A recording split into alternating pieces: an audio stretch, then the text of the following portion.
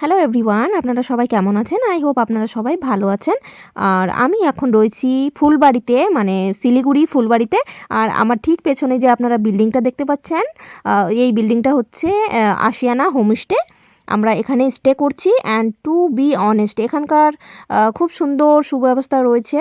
আর রুমসগুলো খুব স্পেসিয়াস আর সার্ভিসও বেশ top notch. আসলে এই এরিয়াটা হচ্ছে গিয়ে একদম রুরবান এরিয়া, যেখানে গ্রামীণ পরিবেশ আর শহুরে সুযোগ সুবিধা দুটোই রয়েছে।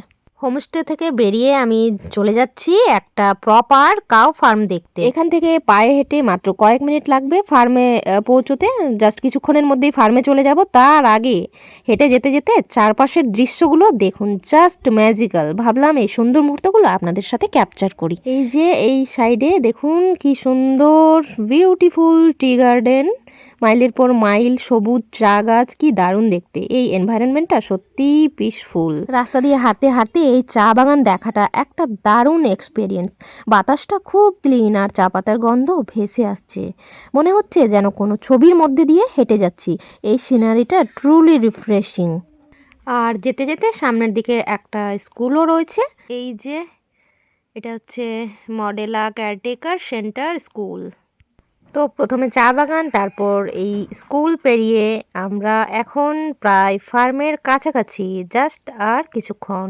তো ফাইনালি পৌঁছে গেলাম শিলিগুড়ির পপুলার একটা প্লেসে, মোভানা কাউ ফার্মে। আপনারা হয়তো ভাবছেন কাউ ফার্মে আবার কি দেখার আছে, but trust me, this place is something different. এখানে শুধু গরুই নেই, they have a lot more to offer. চলেন ভেতরে গিয়ে দেখা যাক, লেটস গো। তো ভেতরে ঢুকে গেছি। আর ফার্মের ভেতরে ঢুকতেই দেখুন কি সুন্দর এনভায়রনমেন্টটা, কিন্তু বেশ কুল আর ক্লিন। ভেতরে ঢুকেই মনে হচ্ছে খুব অর্গানাইজড ওয়েতে সব কিছু মেনটেন করা হয়। এই যে দেখছেন, এগুলো গরুর থাকার জায়গা। আস্তে আস্তে পাশে আসছি। গরুগুলোকে এখন খাবার দেওয়া হয়েছে আর কি সুন্দর খাচ্ছে গরুগুলো। এই যে চলে এসছি। দে আর মোস্টলি জার্সি মেবি। আমি গরু দেখে বলতে পারবো না কোনটা দেশি আর কোনটা জার্সি, বাট আসলে এগুলো জার্সি। দাদা, বাচ্চাগুলো সেম খাবার খায় না? কি দেওয়া হয়েছে খাবারটাতে? খাবারে ভুট্টা আছে, আলাই আছে, দানা দানা সব মিক্স করে। মিক্স করা। হুম মূল দানা থাকে, তারপরে আপনার চক্কর থাকে। ওই সাইডেও আছে। ওই সাইডে কি রাখা হয়েছে? ওইদিকে গরু। গরু সব ওই গাইগুলো তো দুধ দেয়। এই দাদাটা হচ্ছেন এখানকারই লোকাল একজন, আর একটু পরিচিত হয়ে গেছে এই জায়গাটাতে থাকার জন্য। তো তাকেই আমি এমনি নর্মালি জিজ্ঞেস করছিলাম যে কি খাবার দেওয়া হয়েছে। আর আস্তে আস্তে দেখুন এই সুন্দর সুন্দর গরুগুলোর পাশে চলে এসেছি। আমিও একটু খাইয়ে দিচ্ছি। এখন আমি এই কিউট কিউট গরুদের পাশে চলে এসেছি। অনেস্টলি এরা ভীষণ শান্ত, কিন্তু এদের পাশে কিছুক্ষণ দাঁড়ালেই মনটা ভালো হয়ে যায়। It's so therapeutic. এদের মায়া ভরা চোখগুলো দেখলে আপনার সব স্ট্রেস ভ্যানিশ হয়ে যাবে। কি সুন্দর। এবার একটু ভেতরের সাইডে যাওয়া যাক। আর ভেতরে যেতেই দেখি বড় একটা পাত্রে দুধ গরম করা হচ্ছে। জিজ্ঞেস করলাম যে কি করা হবে এটা দিয়ে, তো বললো যে দই বানানোর জন্য এটা গরম করছি।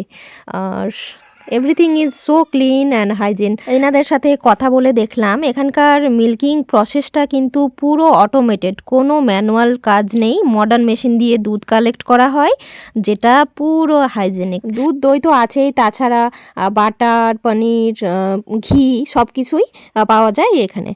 আর এদিকে দেখুন একটা দারুণ ব্যাপার, এখানে একদম ফ্রেশ বাটার প্রসেসিং চলছে। মেশিনে কি সুন্দর বাটার তৈরি হচ্ছে। আর এখানে দেখানোর মতো আরও অনেক কিছুই ছিল, কিন্তু আমার হাতে বেশি সময় ছিল না।